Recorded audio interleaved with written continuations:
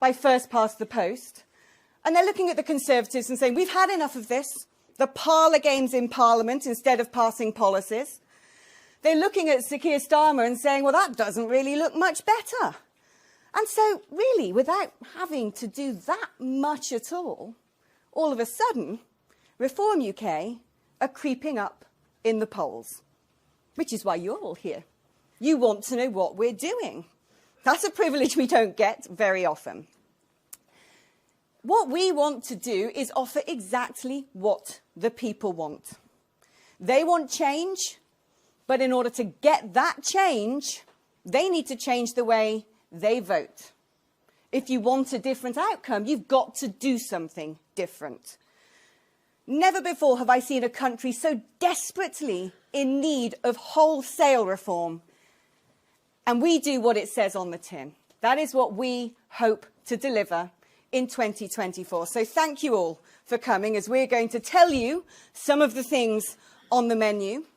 We're going to point out some of the litmus tests that you're going to be seeing happening over the next few months, the indicators of what 2024 might bring in politics and what it is that we uniquely are hoping to deliver. So thank you all for coming, and let me now introduce Reform UK's party leader, Richard Tice.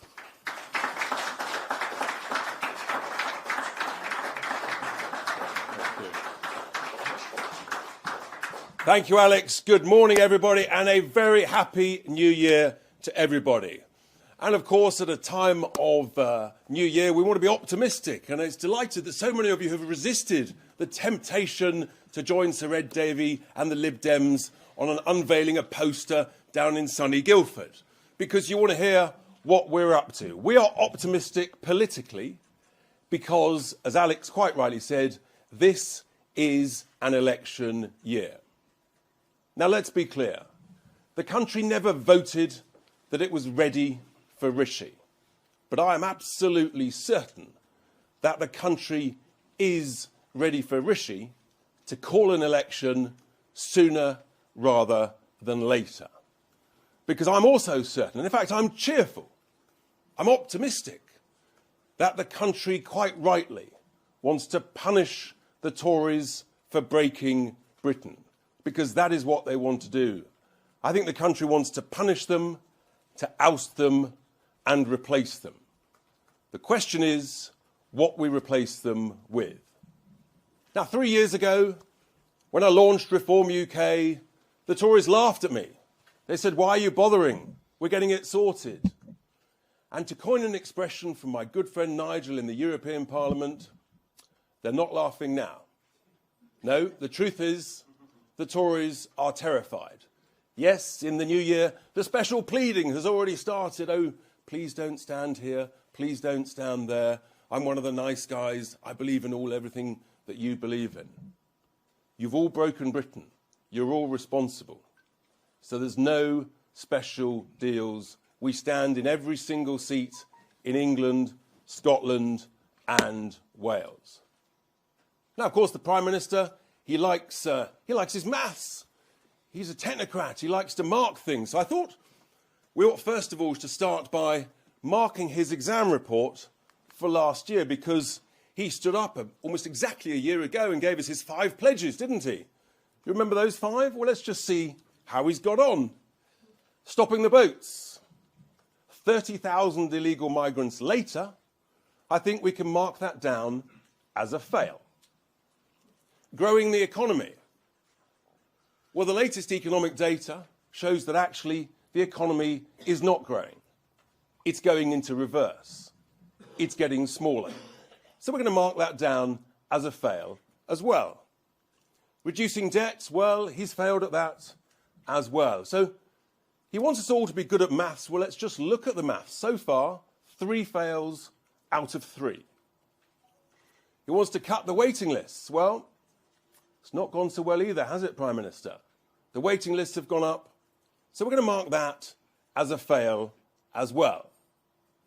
But credit where credit's due. He said he would halve inflation, and inflation has halved. So we'll put that down as a pass. So that's 1 pass out of 5, which we all know is 20%. So in any exam that I suspect any of us have taken part in, 20% is a fail. No ifs, no buts. You might want to resit, but in many schools and colleges, if you're that bad, you wouldn't even be allowed to resit the exam. And that's the point. I think the country, the voters will say, Prime Minister, you're not allowed to continue to run the country. You have failed. And the reason that they've failed, we've got a slide here, is because of what they've done to the country. The truth is, the Tories have become like the Labour Party, two sides of the same socialist coin. We've got record high taxes, we've got record high wasteful government spending, and yet disastrous outcomes, whether it's in health, whether it's in infrastructure, whether it's in housing, trying to see a GP, everything is getting worse. We've got record nanny state regulations. They've utterly failed to take advantage of the great Brexit opportunity that offers so much promise, and still does, with the right leadership.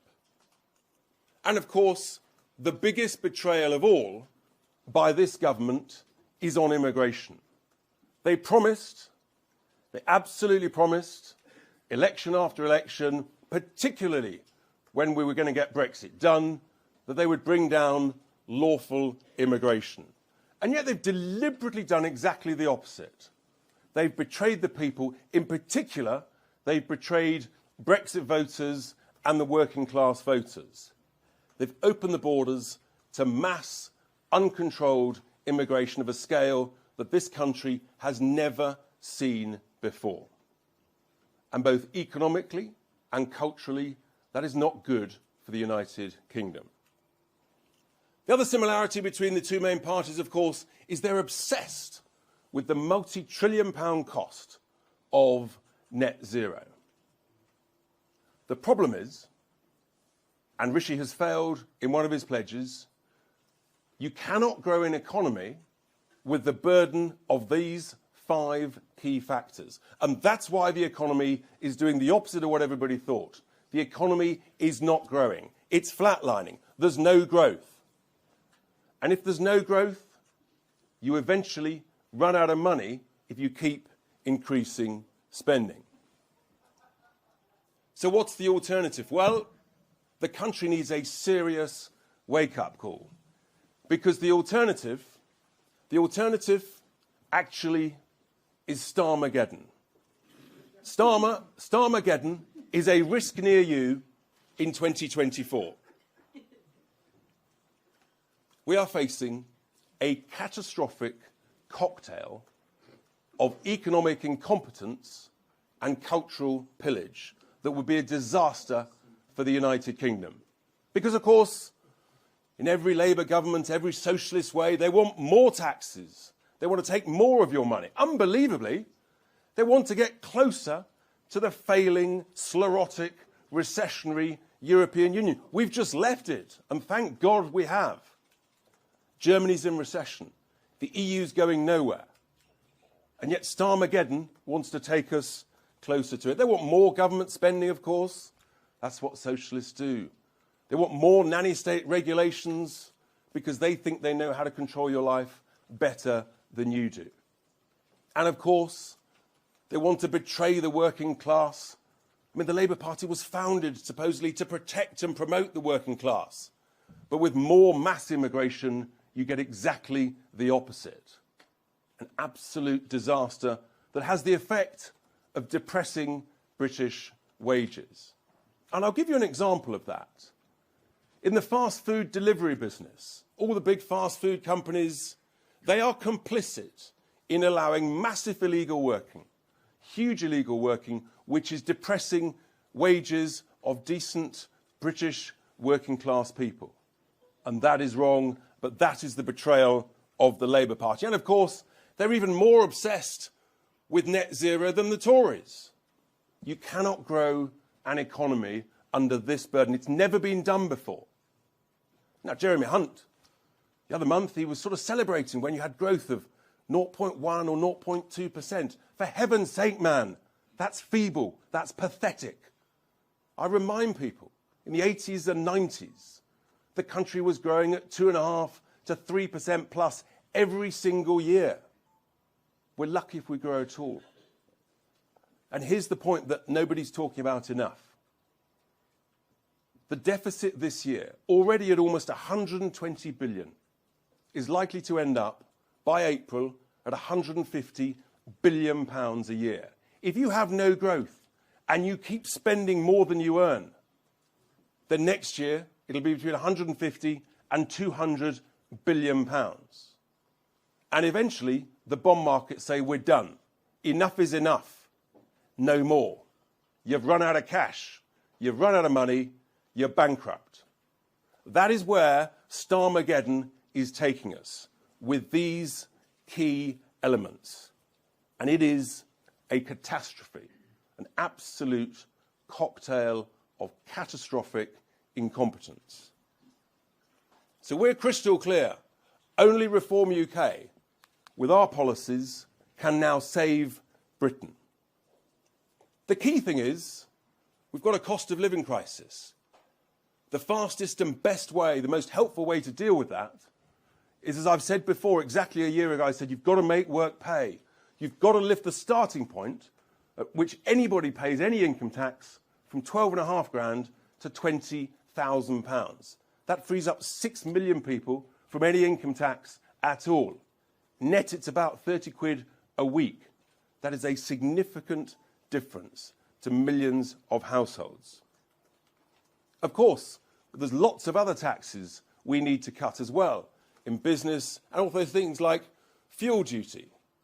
We should be cutting 20p of every litre of fuel. That will make a huge difference to individuals and to small businesses.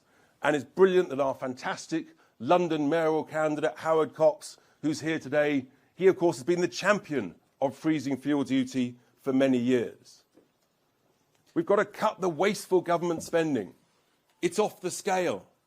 All of us in our households, small businesses, we're looking at our budgets and we're saying, we've got to save 5 quid in 100 without affecting our products, our frontline services, while still paying the bills.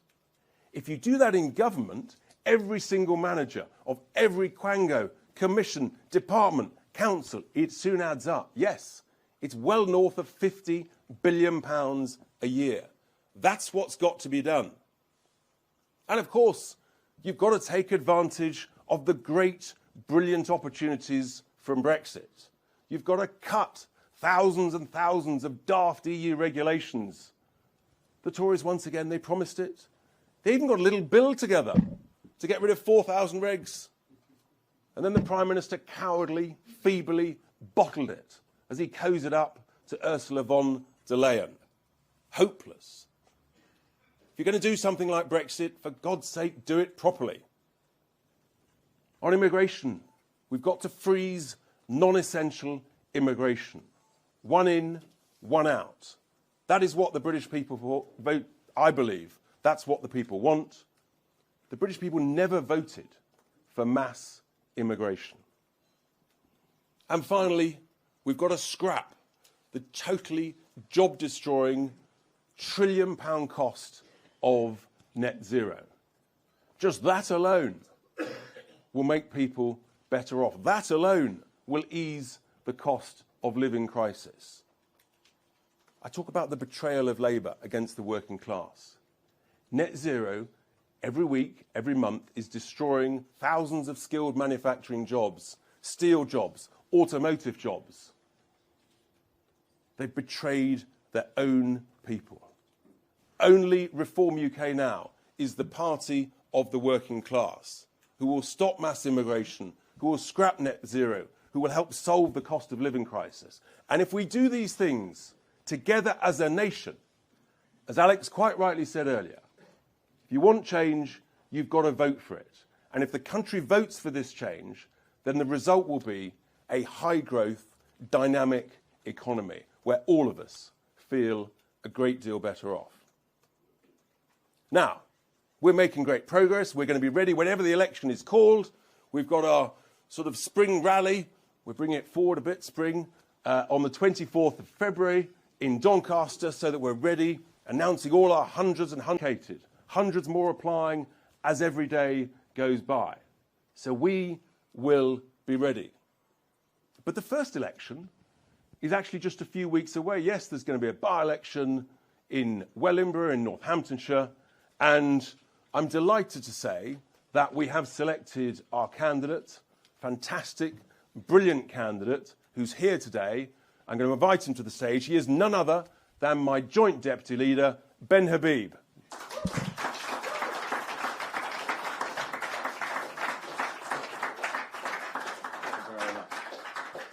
Well, thank you very much, ladies and gentlemen, for coming this morning. I can't really follow Alex's and Richard's exposition of the disaster that has become the governance of this country in any greater detail than they have. But to say just one thing, if I may, what's really been exercising me since 2020, which kept me in the political arena after we ostensibly left the European Union, was an act of complete and utter political weakness by our government.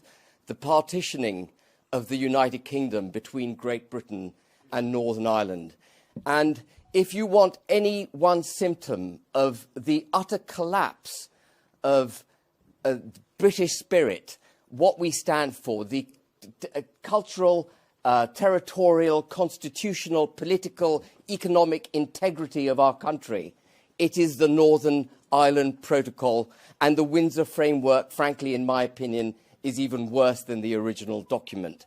And we've been lied to repeatedly over that document. We've been told that actually it's the best of both worlds. It isn't. It's the worst of all worlds for Northern Ireland. In 1982, we launched our armed forces to go and protect 1,800 British people 10,000 miles away.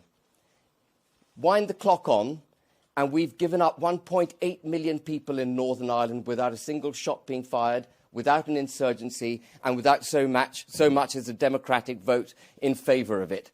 And anyone in this room who thinks that I'm making too much of Northern Ireland totally underestimates what it represents in terms of the collapse of this country. So I was kept in the political arena, essentially, initially for Northern Ireland.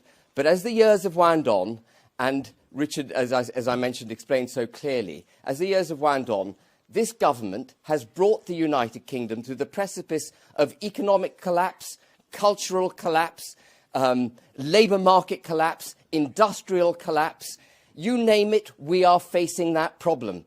And as Margaret Thatcher, I think she was arguably the only decent Conservative Prime Minister we've had since Winston Churchill. As Margaret Thatcher said, and it should be known very well to Rishi Sunak, the problem with is that you eventually run out of other people's money. And that's where we are at. I reluctantly joined Reform UK. I'm sure Richard won't mind me saying that. I reluctantly joined because I'd left the party political system and I was campaigning for Northern Ireland, fighting for a proper Brexit, doing stuff outside a party tent. But I was drawn in eventually to Reform because the only way to make an impact ultimately in a democracy is at the polls, in an election. The electoral impact is the only thing that matters in Westminster. And my initial aim, as some of you may recall when I announced my joining Reform UK in March last year, was to obliterate the Tory party. They've beaten me to it. And I take the position extremely responsibly. And the reason I'm standing in Wellingborough is because it's not sufficient anymore simply to defeat the Tories. We have to lead the way. Reform UK has to lead the way and get seats in Parliament.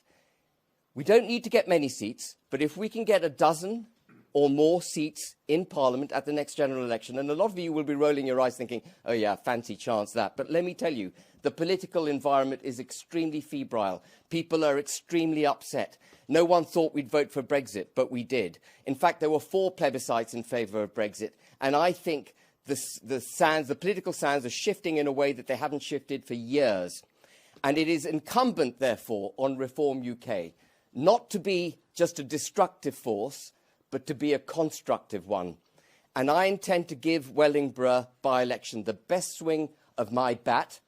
And if I am elected, I will stand in the Commons and hold this wretched government to account to the very best of my ability for the people of Wellingborough and the great British people. Thank you very much.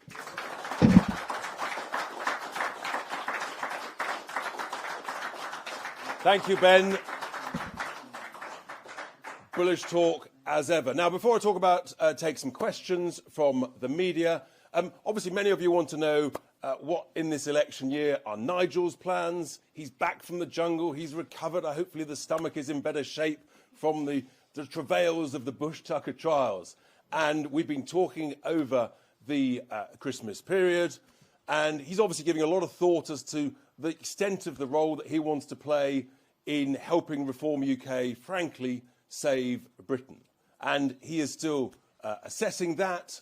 And as and when we have all collectively come to a decision, obviously, we look forward to letting everybody know.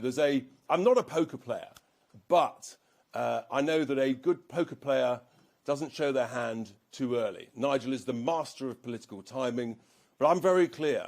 The job at hand is so big to save Britain. The more help that Nigel is able to give in the election campaign, frankly, the better.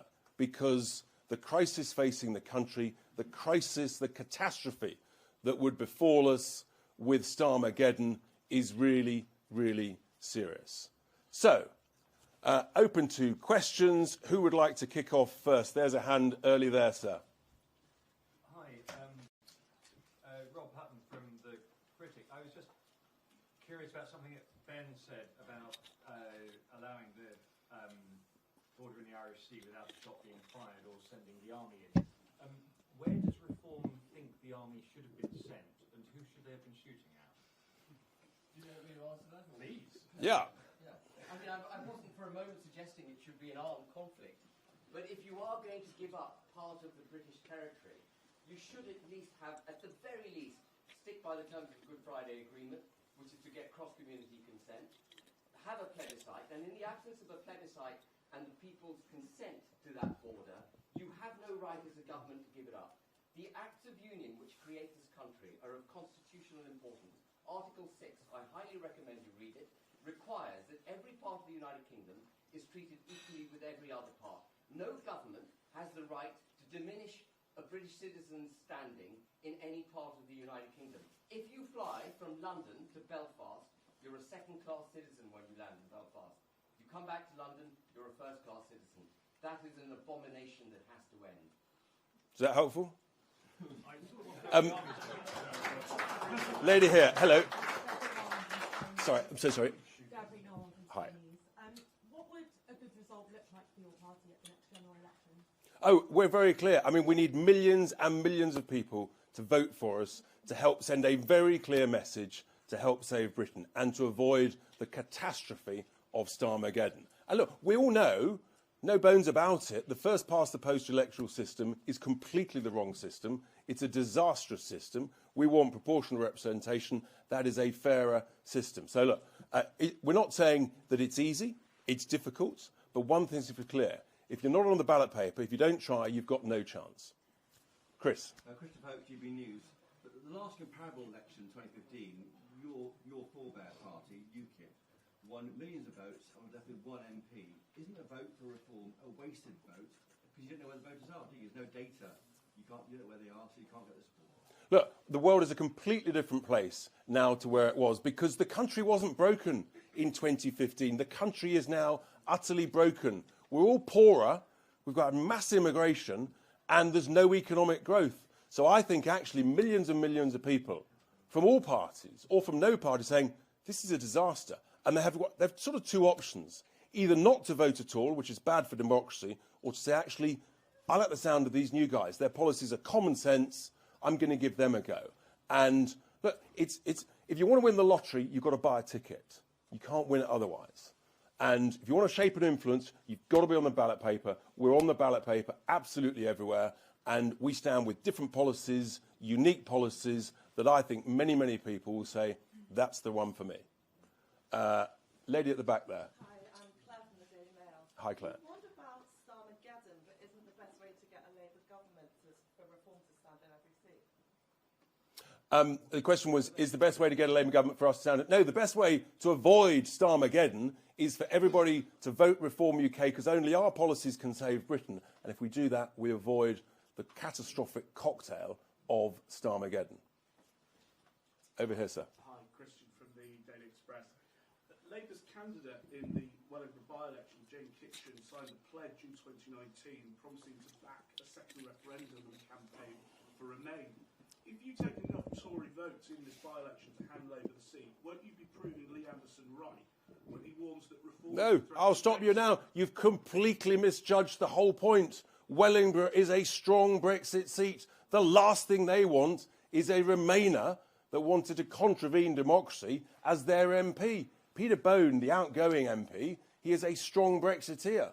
So no, they will say, I'm not voting Labour, I'm voting for one of the strongest Brexiteers in the country, Ben Habib. That's why we've got a cracking chance. Who's next? Yes, the lady just there. Hello. Yeah. Hello, Martina Arbett from The Sun.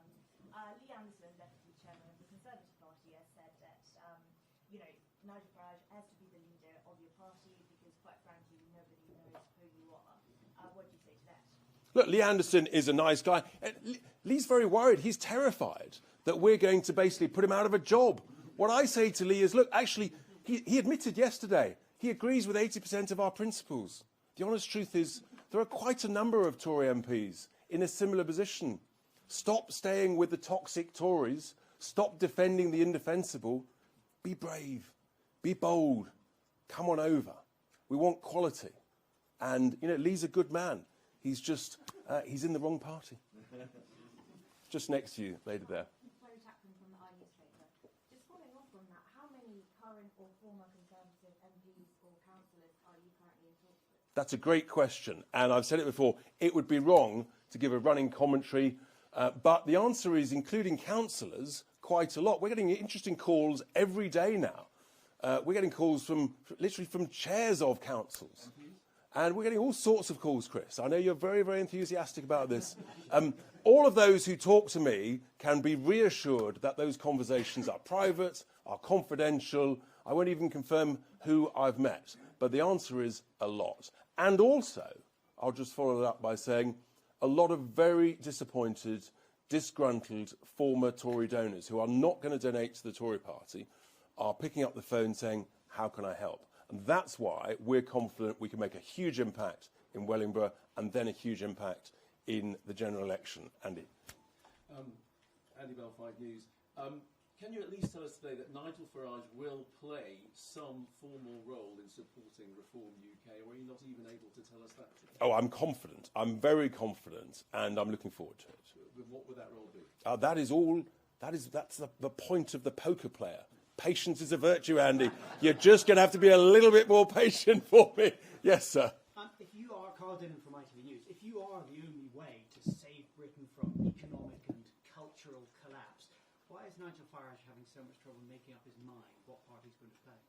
He's not having trouble making up his mind. He's taking his time. He's working it all out. There's a variety of things, and there are various logistical issues. He's got other commitments. We've all got commitments. You have to organise things properly. Nothing should be rushed. There's things that have to be organised. You can't just rush things. So I say patience is a virtue. Dominic. Hi, Dominic Penner here on the Telegraph. Is a Labour government a price you're happy to pay in order to beat the Tories at the next election?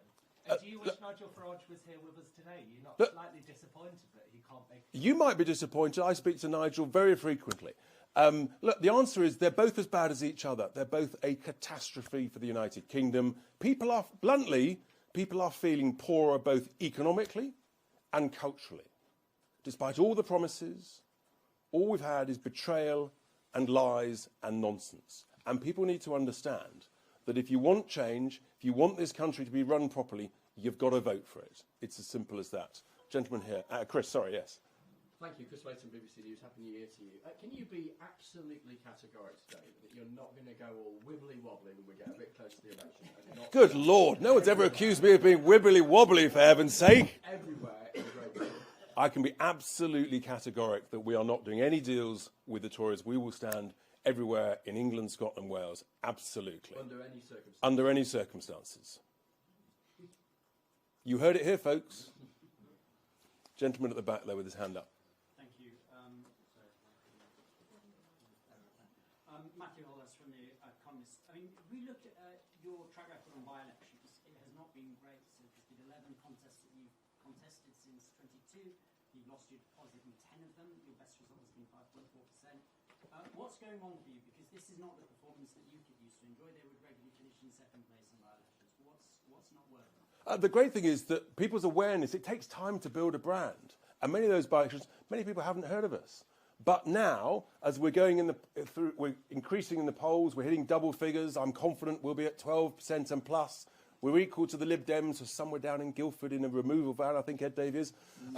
We're heading north, and so more people are aware of us. Thanks to your good selves, people are writing about us, broadcasting about us. People say, who are these folk? They look at it and they say, actually, that makes sense.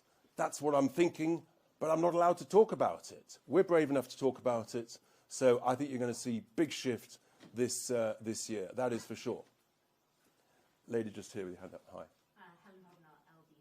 You say you want a one-in, one-out immigration policy, but how will you address the labour shortages in the country? The population of the United Kingdom has never been bigger. It's never been bigger. And the quantity of people, over 5 million people, on out-of-work benefits. We're not short of people in this country. We're short of a willing labour force. And the reason for that is, for too many people, as I touched on, work doesn't pay. We've got to make work pay. That is why our key economic policy of lifting the starting point for income tax to £20,000, that is a massive, massive difference. That will get many people back into work. It'll help the cost of living crisis. And here's the thing. Big businesses relying on the sort of the addictive drug of cheap overseas low-skilled labour rather than training up our own people, I think is an abomination. And I think they should be ashamed of themselves. We've got to train our own people, and we've got to get them into work, motivate people, and make work pay. That is the key thing. And if you look at the numbers, about 400 to 450,000 people leave the country every year. They emigrate. So you can welcome in what I call smart immigration, where you've got genuine shortages. And yes, we've got shortages in healthcare. But equally, we've got responsibilities to those in developing nations. If they're training their own people, it's not morally very ethical, is it, for a developed nation like ourselves to then steal many of those people, train our own people. That's what we should be doing. I've got so many asking questions. I hope you're going to... I'll take one more from the lady who's been very patient. So Nigel Farage said he could be Tory leader by 2026. How would you feel if he ditched Reform and rejoined the Tories? I think you can be very confident that Nigel is committed. He's our honorary president. I mean, we could just take away the honorary title and call him President Farage alongside a possible President Trump. I mean, I think the country would be rather excited by that. Would you be disappointed then if he did rejoin the Tories at any point? Am I abolishing the monarchy? No, not at all. So I think we're done, everybody. I think there's some one-to-one interviews. But look, thank you very much indeed for being here, for your interest, and look forward to speaking to some of you, many of you, individually. Thanks very much.